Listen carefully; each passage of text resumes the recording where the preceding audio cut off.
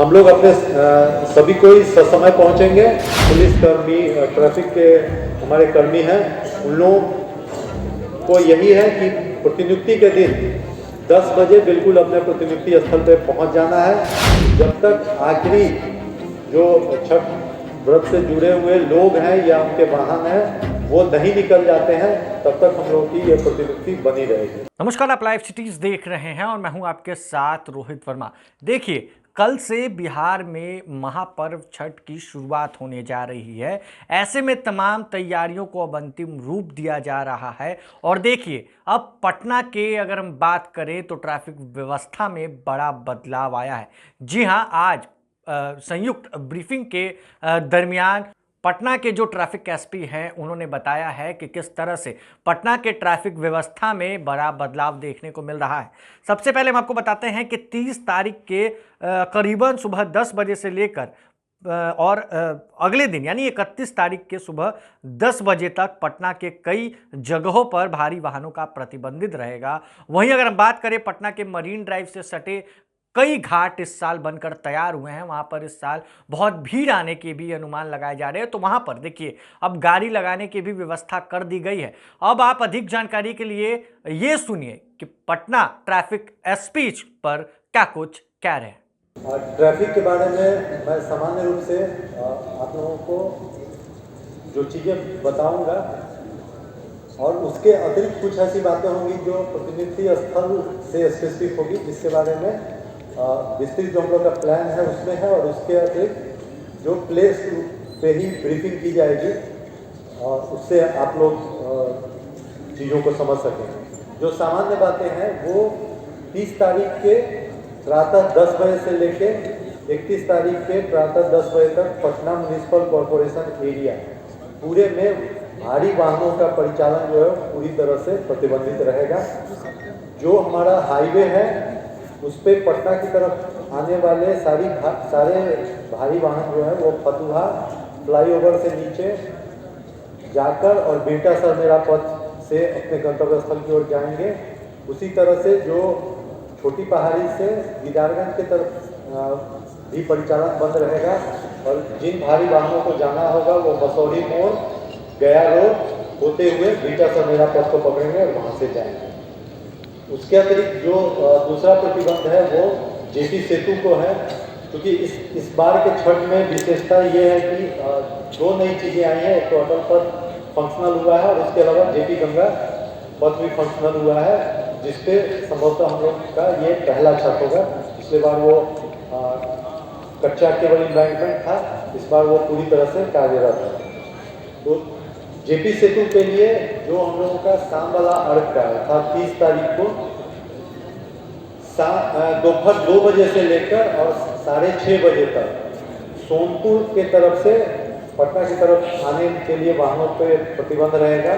उसी तरह से जब छठ पर व्रती लोग वापस लौटेंगे तो उस समय शाम में 5 बजे से लेके और 7 बजे तक पटना से सोनपुर की तरफ वाहनों का परिचालन जो है वो नहीं हो पाएगा। उसी तरह से जो सुबह वाला अर्घ है अर्थात 31 तारीख के लिए, उसमें प्रातः 3 बजे से लेकर 6 बजे तक सोनपुर छपरा से पटना की तरफ कोई वाहन नहीं आएगी। उसी तरह से जब वापसी का समय होगा तो 6 बजे से लेकर और 8 बजे पूर्वाह्न तक, या वो एक्सटेंड होगा अगर उस समय तक सारे छठव्रतियों के वाहन नहीं निकल जाएंगे। उस अवधि में पटना से सोनपुर की ओर यातायात का परिचालन नहीं होगा। हम लोग विभिन्न माध्यमों से सभी लोगों से अनुरोध कर रहे हैं कि जिन्हें भी हाजीपुर, छपरा या सोनपुर की तरफ जाना है वे महात्मा गांधी सेतु का इस्तेमाल करें। उस पर 24 घंटे बिना किसी प्रतिबंध के यातायात रहेगा। इसके अलावा हम छठ की व्यवस्था के लिए करें तो पहले स्टार्ट करते हैं दीघा से।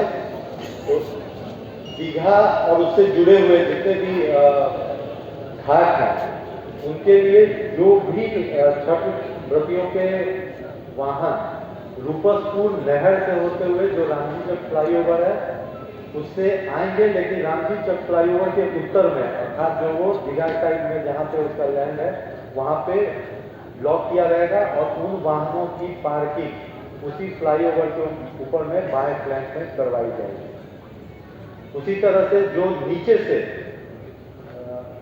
रूपसपुर नहर के रास्ते नीचे या अशोक राजपथ से दीघा की तरफ आना चाहेंगे वे नीचे के रास्ते से आएंगे, लेकिन जहां पाटिलपुर अर्थात जो हमारा एम्स फ्लाईओवर है उसका जो उत्तरी छोर जहां से शुरू होता है वहां तक ही आ पाएंगे वाहन से।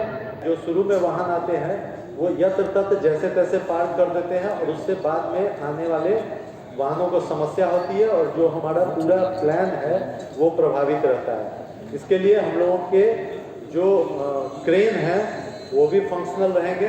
अगर किसी को भी कहीं पे लगे कि कोई गलत जगह पे पार्किंग है तो नियंत्रण कक्ष के माध्यम से या जिस पदाधिकारियों के पास वायरलेस रहेगा, वायरलेस के संबंध में भी एक सामान्य सूचना ये है कि वैसे पटना में 2 अलग अलग चैनल पे काम किया जाता है, लेकिन उस छठ की पूरी अवधि में केवल 27 नंबर एनालॉग चैनल इस पे ही सभी लोग, चाहे उनके पास मैन पैक हो या जो स्टैटिक सेट है उस पर काम किया जाएगा, ताकि एक दूसरे के समाचार प्रेषण में कहीं कोई बाधा नहीं आए।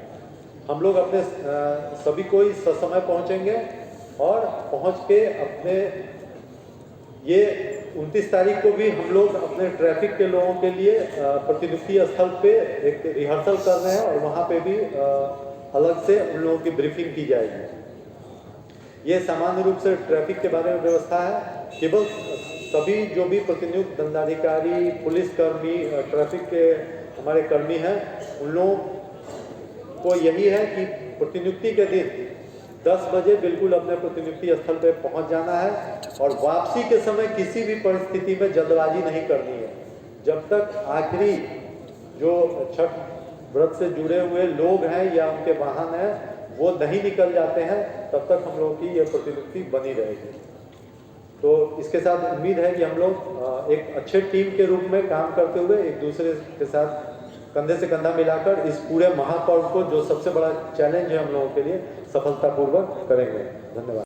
तो आपने सुना, उन्होंने बताया कि जिस तरह से पटना में ट्रैफिक व्यवस्था जो है उसमें बदलाव किया गया है, वहीं पटना कॉलेज और साइंस कॉलेज के तरफ जितने भी घाट हैं, चूंकि वहां पर लोग जाएंगे, भारी संख्या में इस बार जाएंगे, 2 सालों के बाद एक बड़े पैमाने पर महापर्व की आयोजन करवाई जा रही है, तो ऐसे में गाड़ियों जो लोग आएंगे तो उनकी पार्किंग की व्यवस्था पटना कॉलेज और साइंस कॉलेज में कर दी गई है। और वहीं अगर हम बात करें तो अधिकारियों को भी और पुलिसकर्मियों को, यानी ट्रैफिक पुलिस के जो भी जवान हैं, उन्हें ये निर्देश दिया गया है कि उन्हें समय पर पहुंचना है। जी हाँ, देखिए, सख्त निर्देश दिए गए हैं और साफ साफ से उन्होंने ये भी कहा है कि समय पर आइए और समय पर, यानी जब तक जो श्रद्धालु हैं वो अपने गाड़ी लेकर ना चले जाएं तब तक आपको ड्यूटी पर रहना है। बहरहाल इस खबर में बस इतना ही। अगर आप हमारी इस वीडियो को हमारे यूट्यूब चैनल पर देख रहे हैं, चैनल को सब्सक्राइब कर ले, साथ ही साथ हमारे फेसबुक पेज को फॉलो करना बिल्कुल भी ना भूलें। धन्यवाद।